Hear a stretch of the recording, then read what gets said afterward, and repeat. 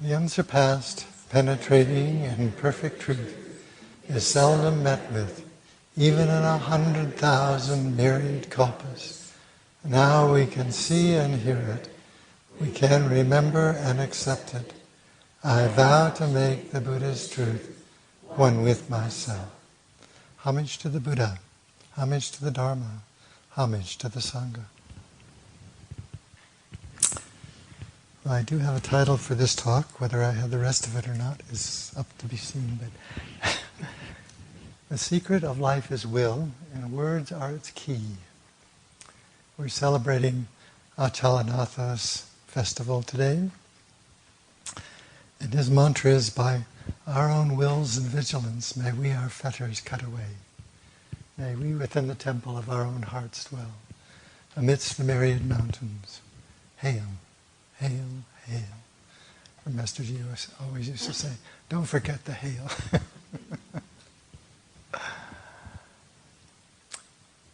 Probably the hardest thing we have to do in life is to see how it is that we create suffering for ourselves. And once we see that, then we have to figure out how to not do that. And so that's what I'm going to be talking about today, that we have to see that it isn't the external circumstances that create the suffering. The external circumstances simply create the opportunity. And we either take the opportunity or we don't. I just got back from the Hermitage. And it was very easy to practice patience there because the trees weren't making any demands. You have all these billions of trees all sitting still and giving you a good example of how to train. So I get back here and I got 319 emails. That's the way I felt.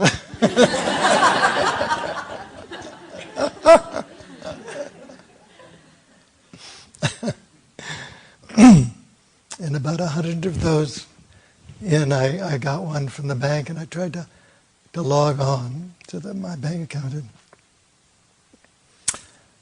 They asked me all these security questions, and I misspelled my mother's maiden name. So they said I had to go into the bank. And I didn't immediately see this as an opportunity to learn patience. I wanted to. My thought was, I just hope the next 250 don't require it. It's just this one.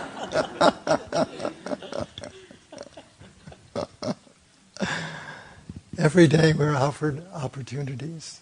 And Achalanatha, he looks really fierce. And it looks really mean. The vigilance and the will that we're practicing here is the Buddha's middle way. He tried all sorts of teachings, and the last one was extreme asceticism. And if you tried to look like Fudo-myo-o all the time, you would be in extreme distress. And it's much more important to see that the will we're exercising is the will of willingness. It's a much softer thing than willpower. Somebody was describing recently how through his willpower, he could simply stop the thoughts after, just suppress them. And that was a suffering in and of itself. And when you try to repress something that is difficult or unpleasant, it's just the same as indulging it. It's just the other half of the pendulum.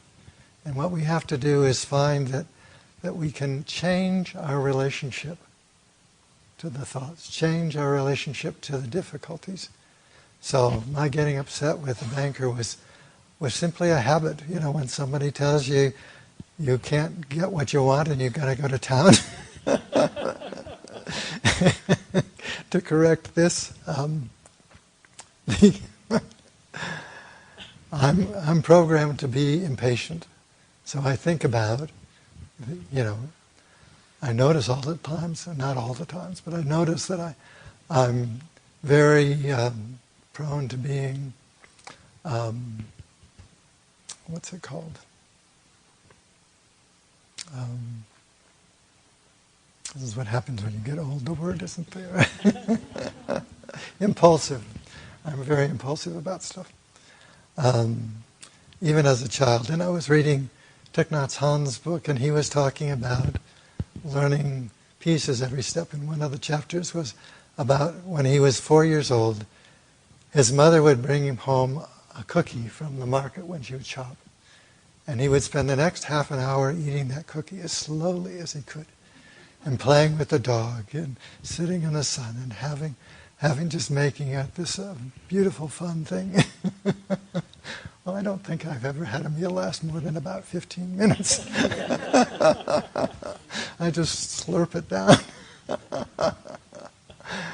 And what we have to do is see that we can change how it is that we do things. Because when we act out of these impulsive, emotional reactions, we are acting out of old karma.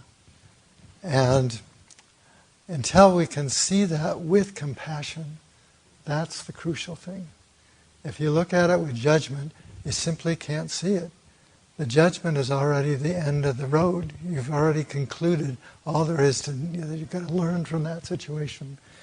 And the conclusion is, bad person, right? So you can't do anything more than that. Just I learned this from an old horse who, when I was 7, my sister wanted to get this horse, and she was, of course, older and wiser, and she wasn't afraid of horses. I was afraid of the goat. And I looked at this horse, and I thought, my God, it's huge, 7-year-old kid, and he was a very old, 20-year-old horse who had been taught all sorts of things, and you could ride him either with an English saddle or a Western saddle, and you could. He would break into 5-gated things every once in a while, and he had learned all sorts of things, and we had no idea what it was. But one day, I was 8 years old. I had gotten over my initial fear of this horse, and so I came home from school, and nobody was home. So I said, I'll go for a horseback ride.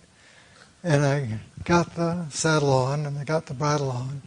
I was standing right next to the horse, and he stood on the toe of my boot, not actually on my foot, just on the boot. Well, I couldn't push him away. Didn't think about taking my boot off. I finally got really impatient and really angry, and the only thing I could pick up was some little twig, and I started hitting him on the shoulder. I was really angry. It was some sort of signal, and very slowly he lifts up one knee and he puts his knee down. And he lifts up the other knee, puts his knee down, and he put his head all the way down, and he bowed. And the screen came down in front of my face. I could see it today. Bad person. My mother said, you couldn't hurt the animals. You could fight with your brother and sister, and we did. But the animals? No. You had to respect the animals and treat them kindly. And so I simply blocked that out, and 25 years later, my mother had just died. I'd gone to England. I was doing some memorial ceremonies for her. And this memory arose, and it was such a beautiful teaching. Here's what you do with anger. You bow to it. But the judgment had already concluded. There was nothing more to learn. So I just blocked that out. And what you have to see is the judgment keeps you from learning from these mistakes or learning from our past actions. If you judge yourself, then there's nowhere to go. And it's opening ourselves up to these things and seeing where we break the precepts, seeing where we get impatient, seeing where we get angry, seeing where we get frustrated. And Thich Nhat Hanh's definition of patience is it's the ship in 3 drums. It's the Chinese character, which is the heart-mind on the bottom, and a sharp knife on the top. And his way of interpreting that is you have to open your heart wide enough to hold those sharp or difficult things. And that opening of the heart is what we're learning in meditation. And this is what Achalanatha is teaching us, how to be still, open your heart, keep the precepts. He's holding this rope in his hand. That's the precepts. The sword in the other hand is cut through the delusion of self.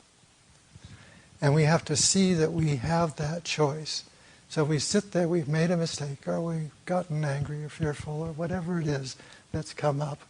Just be there with that. That's the truth. That's what's happening. Don't try to pretend it's not happening. How many times have you said, I'm not angry?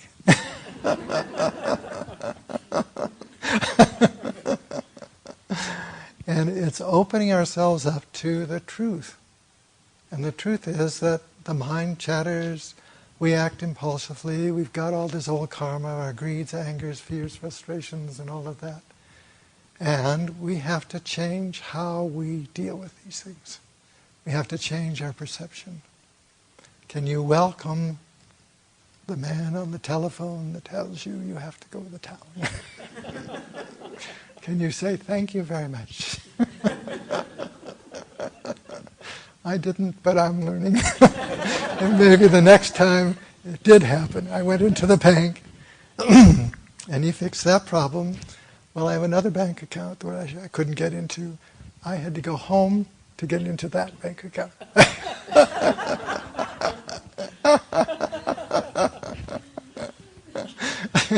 The koan arises naturally in daily life. The things that we run into the self every day. I was putting medicine in the cat's ear for the last couple of days after I got back, and I forgot that I was supposed to wash the ear out first. Just dawned on me this morning. And we just have to look at these things with kindness to ourselves. The discipline in Buddhist practice is not this harsh ascetic discipline. We don't have to beat ourselves up. We have to learn what it is to be kind to ourselves. And the precepts are not some sort of restraint. Well, they are some sort of restraint. But they're not a restraint that is going to keep you from being at peace with yourself. They're a restraint that shows you how to act like a Buddha. And the precepts are not demanded of us by God. We undertake this practice so we can learn how to convert our suffering into compassion and love and wisdom. And it's up to each person to make this effort of will to do that. And the secret here is that we already have the Buddha nature. We can't get something. Western society comes with this assumption that there's something wrong with us just because we're born. And in Buddhism, we believe in fundamental goodness, not fundamental badness. And so that fundamental goodness means that every one of us has the Buddha nature. Everyone has just as much of that Buddha nature as you need to deal effectively with this conversion of suffering. One of my favorite stories, and I've said this in a number of talks, is the story of Yakusan, who studied with Sekito for 20 years and he wasn't getting it. And he was getting frustrated. Sekito finally sends him over to his friend Baso. And Baso undoubtedly knew the problem. But he tells Baso, well, I've studied for 20 years, I've read everything I could of Buddha's teachings, I don't get it. And Baso looks at him with a little grin on his face saying, sometimes I raise the eyebrows of old Shakyamuni and I blink. And sometimes I don't. And sometimes it's good to do, and sometimes it's not. He said, what do you think? Well, the penny dropped. And Yakusan realized that he was trying to get something. He said, when I was with Sekito, I was like a mosquito trying to bite an iron bowl. He wanted to get blood out of this iron bowl, rather than seeing that his training was the manifestation of the blood of the Buddhas. And in doing his training, he'd actually been acting on his own enlightenment without realizing it. Because Dogen talks about that the training is enlightenment. And the doing of the practice is in fact an enlightened act. To sit in meditation, to keep the precepts, to do the very best you can with these difficulties in daily life. Even if you fall down and fail 100 times, if you still get up and do it, This is enlightenment. It's not something that you have to get or add on. You have to open your heart. It's there already, but the self is putting this little whatever, this filter on top of that, so that you can't get to that open heart unless you choose, make that act of will to open that heart. And all of you have done that because you hear. Everybody who comes has had to listen to something inside themselves, or they wouldn't be here, because we don't go beating people over the head saying, you have to go to Shasta Abbey and meditate or we'll beat you some more. Took me years to go to a Zen center because I didn't want to be hit by a stick. So what is the use of going to a place where they're going to come around and hit you? Well, I had to be desperate enough. And I finally got desperate enough. Remember Master Jisho, when I did get desperate enough, was there. And this is the door to the unknown, this practice. I was talking about it with somebody recently.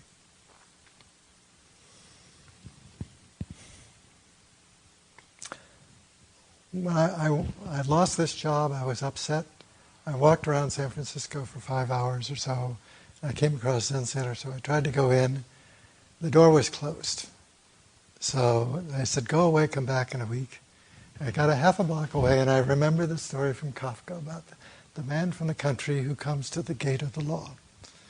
And the doors open, and the man looks something like Fudo. And just explains to him that through this door, there are 1,000 other doors, and each one has a guard that's just as mean and ugly as I am, and if not worse. And the man is scared away, and he keeps coming back and gets scared away. Finally, he's about to die, and the guard comes over and says, that door was meant only for you. So I thought, I better go back and try again. So I went to another door, and there wasn't a sign on it, and I knocked on this other door, and they invited me in, and I got a cookie and a cup of tea, and got told that I could come back at 5:30 the next morning, which I did. After the sitting, they told me that Master Jisho, who's known at the time as Roshi Kennett, was giving a talk, which I went to, and she talked about the man in Germany who, during World War II, he was an SS officer, and he wasn't convicted of war crimes because his job was to mete out sentences for people who had been convicted of espionage, and he had 2 doors behind his desk. And he said, they were both painted black. He said, this is the firing squad. I can't tell you what this one is.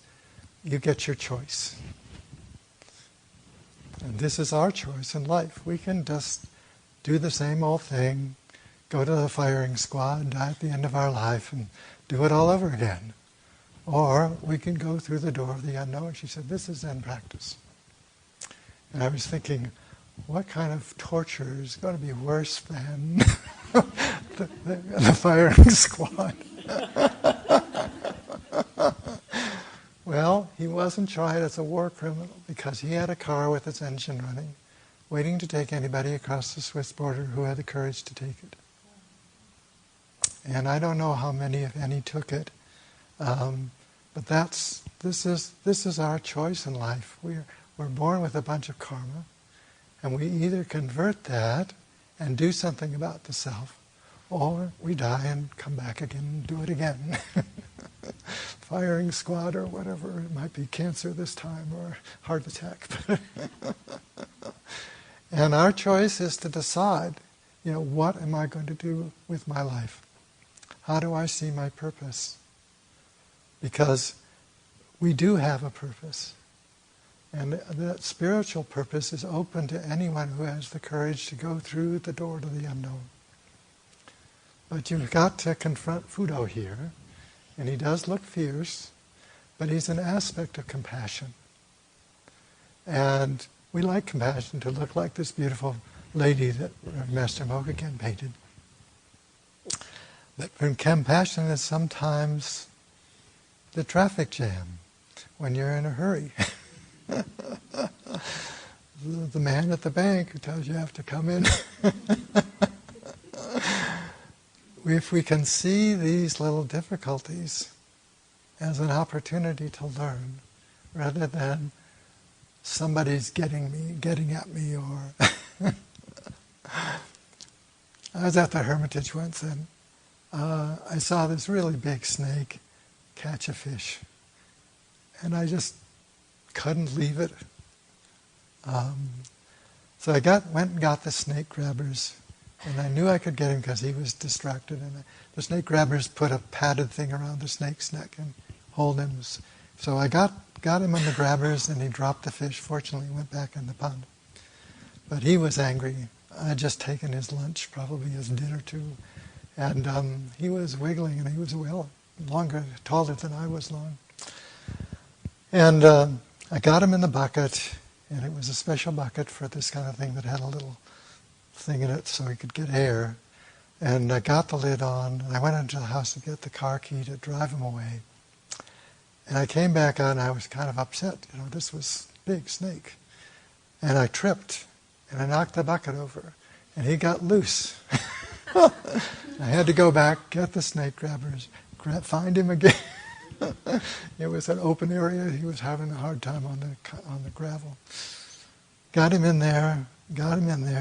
He didn't want that lid on, and he was upset. And then I had to ride in the car with this snake that was upset, and I knew there was a little hole there in the lid, and I didn't know.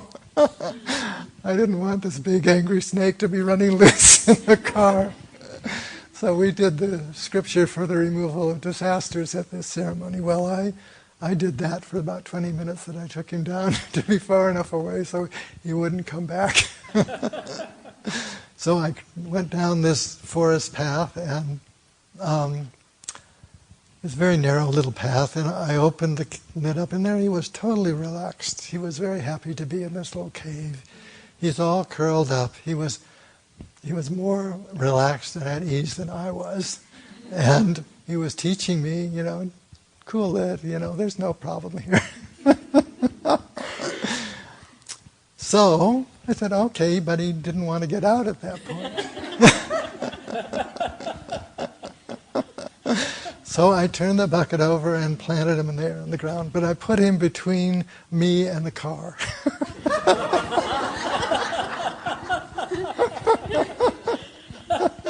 So I had to get a stick, and I just kind of urged him to find another place to play. But everything is there teaching us. We're the ones who have to learn. Whether it's the man at the bank, whether it's the snake, whether it's the bad weather, whether it's loss of job, whether it's not knowing what to do with my life, whatever the dilemma happens to be. Lately I've been hearing people talking about how their mind is racing around and they can't sit because they can't stop that. And you can't stop that mind, and you don't have to try. You have to shift your attention. It's like thinking that you own your mind and that you can do something because it's there inside and you think you own it. Well, you don't. Don't have a deed to it. You don't have a mortgage on it. You don't even have a registration certificate. And what's important is to recognize that that mind is just babbling on. And the more you train, the more you meditate, the less energy you give to that mind. And what you're doing is, in meditation, is just sit. So instead of just focus and think, just sit. Let that mind do its babbling over here and don't get involved with it. You can't actually make it go, well, I've heard of somebody who suppressed it enough to make it stop, and it was a suffering in and of itself. So you don't suppress it, you don't get rid of it. You change your relationship to it. It's like Yakusan being able to see the Buddha nature not only in himself, but all beings. And you can't do it perfectly. Sometimes the will is adequate and sometimes it's not. Sometimes the words are adequate, sometimes they're not. Sometimes both will and words are adequate, sometimes neither are so. And you can't depend on anything, either inside or outside. Everything is in the process of change. And I was reading a book by Achalanatha, and he talked about how you can't understand the Dharma through words. You can only understand it when you put the words into practice. The Buddha taught the Kalamas who went to the Kalamas, and he asked them, or they asked him, how do we know what's good to believe? We get all these different people coming here, and they all have different teachings, and we don't know what to do with that. And he said, well, take the teaching and put it into practice and see if it works. That's frequently translated as the Buddha said, don't believe anything I said just because I said it. And that's not what he said. He said, put it into practice, because this is how you'll understand the Dharma. You hear the words, but the practice is something else. If you practice with those words, you'll start to see those words differently. There's the shift in perception that accompanies the doing of this practice. Because when you can shift from, I don't want this to happen, to, okay, let's try this out. For 20 years I was in a temple in Santa Barbara, and I'd figured that by the time I got back here that I'd washed enough plastic bags. So I said, I don't do bags. About 10 years into this, I get this very clear message that says, you're missing out on something here. Still took me another 5 years to change that, to actually admit that I do bags, because I do them when I'm at the Hermitage or when I'm somewhere where you have to. But when there's something you don't like or don't want to do, that's a clue that there's self involved. And you have to see how that's still holding on to some anger. In my case, it was more like impatience, I don't even like plastic bags because they're collecting in the Pacific Ocean in an area that's as big as Texas. And somebody's going to have to figure out how to deal with these billions of plastic bags that are... And I was thinking about that the other day and realizing that I added one. When I was in 1984, I was scattering some ashes from a friend who had died and with his family, and they wanted me to open the bag and out at the ocean and scatter his ashes in the ocean. And I did that, and I did a little prayer. Then I didn't know what to do with the bag. And I realized, I had just dropped the bag in the water because I didn't know what to do with it. And that wasn't a good thing to do. And it's just noticing, whether it's from 30 years ago or whether it's from yesterday or this morning, noticing that wasn't a good thing to do. But noticing it in a compassionate way. Not, you're a bad person, you put that bag in the ocean. It's, I don't want to do that anymore. And this is the shift in perception from bad person to, I can learn from this. And we have to be able to make this shift. And the way you come to the place where it's like having the car in reverse, you got to put it into neutral. Meditation is neutral. So you've got to bring your stillness to that place and then see if there's another gear you can put the car in here that says, I'm going to not act out of anger here. I'm going to let go of that fear.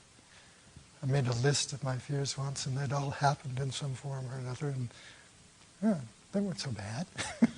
But still, a snake in your hand that's wriggling around and bigger than you are, fear comes up, okay? So sometimes the will is adequate, and sometimes it's not. Sometimes words are adequate, sometimes they're not. Sometimes will and words are adequate, and sometimes they're not. The secret here is that you have what you need to realize your full spiritual potential as human beings. It's inside there already, and you have to access it. And you access it through the practice. And Fudo-myo-o looks really scared and mean, and so does the snake, or so does whatever it is that you don't want to do or don't like. Ajahn Chah makes a big thing about, if you don't like something, do it. Because if there's something you haven't dealt with in terms of letting go of the self, well, it's going to keep coming up until you look at it. And you've got to look at it with compassion. You've got to see that you can change how you see that. You can change the person that you don't like and start to see with the eyes of the Buddha. That person has the Buddha nature. Even though some Buddhas teach us what not to do, they're still Buddhas. Master Ji used to say that about Richard Nixon. Well, we have another current example is helping us learn that some Buddhas are teaching us what not to do. They're still Buddhas. And they're still making their mistakes publicly, which is actually a gift to us, because we can see when somebody makes mistakes like this, oh, I don't want to do that. And it can encourage us to realize, if I am concerned only with myself, how can I help all beings? What do I have to do to help all beings? Well, you've got this filter of self. It's like living in a cage. And you can only see as far as the bars of that cage. And you're the one that has the key to that cage. You can change what it is that you do. You can change how you think about things. You can change how you deal with the stuff that's difficult or unpleasant. You can avoid getting too excited about the good things and too angry about the bad things. You can find the middle way. And this is what the Buddha is teaching us. It's not ascetic. You don't have to beat your head against the wall in order to find the truth. You don't have to starve yourself like the Buddha tried to do. You have to find the middle way. What's reasonable? What's helpful? How can I learn to be at ease? Because I can't help others until I can find the Buddha nature within myself. But it helps to try. Even if you don't feel like you have the Buddha nature, do something for somebody else. Give the person on the street with his sign that says he's out of money, give him some money, or give him whatever, give him a smile. Treat him with respect, treat him with kindness, treat yourself with kindness. See where it is that you create suffering, but see it with kindness, because until you do that, you can't change it. Karma is created by volition. It's your intent that's important. The Buddha's teaching about karma came out of a teaching of karma in India at the time. Some people believe that if you accidentally stepped on an ant, you killed it, and you had the same karma as if you intentionally tried to kill that. And he said, no, if you don't have any intention of hurting the ant or anything else, that is a different karma. You might see it later and realize that wasn't a good thing to do, but it doesn't create the karmic consequences of intentionally, volitionally trying to create harm. And we do it out of reaction. Recently a mosquito was on my wrist, and I just went like that, just instinct, just this jerk reaction, and realized that wasn't, in a way, it was intentional. I wanted him not to bite me, and you have to recognize that and just be honest with yourself. It actually is such a relief when you're not trying to pretend this didn't happen, but it's not always easy to be that honest. And you have to train yourself. And this is what our practice is about. But it comes out of compassion. And Master Chushin's phrase about the radiant Buddha mind which fills and contains all things, this is a clue. Everything, every being, everything is filled with compassion and love and wisdom. It fills us, it fills the universe, but we don't necessarily recognize that. We're not seeing with the eyes of the Buddha.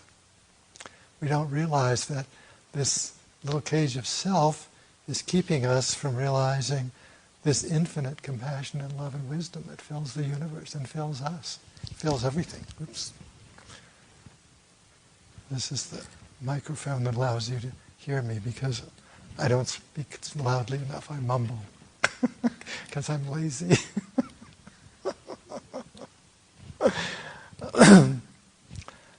But this is about the secret of life. The secret is that you don't lack for anything. The secret is that you have all you need, and you have to practice to find that. You have to do the training that opens the door so that happy meeting can take place. And I'm going to leave it at that.